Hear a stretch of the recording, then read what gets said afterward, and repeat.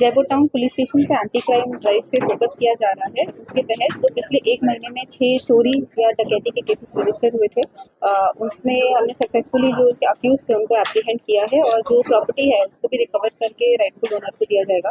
Total 8 लोगों को हमने एप्रीहेंड किया है और अरेस्ट कर उनको आज कोर्ट फॉरवर्ड किया जाएगा।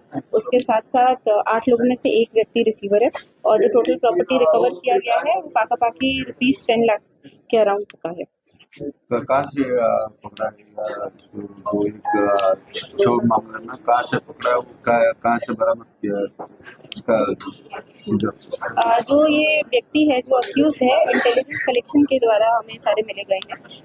इसमें जो 2-3 व्यक्ति है वो सिमिलर केसेस में भी इन्वॉल्व है और उनके ही इंटेरोगेशन के टाइम जो रिसीवर हमें पता चला वहाँ से रिसीवर से भी जो प्रॉपर्टी है जैसे जो गोल्ड ऑर्नामेंट्स होगा वो सारा हमने रिसीवर से रिकवर किया है और आज इसलिए रिकवर करके आज सारा हम उन्हें जमा दे देंगे। तो ये 6 केसेस है, ये जयपुर टाउन के अलग अलग एरिया में हुआ है, जैसे लेबर कोर्ट के पास या खानापुरा के पास, देवा चौकी के पास, यहाँ पे केसेस हुए। और एक केस बोल रहे थे हाँ, तो प्रिवेंटिव पुलिसिंग के तहत जो हमारा हार्डकोर क्रिमिनल है एक संजय सोना, उसका हम देख रहे हैं पिछले 10 साल में more than 25 criminal cases register हुए गए हैं। या तो अटेम्प्ट टू मर्डर हो गया, डकैती हो गया, एक्सटॉर्शन, NDPS या आर्म्स एक्ट हो गया।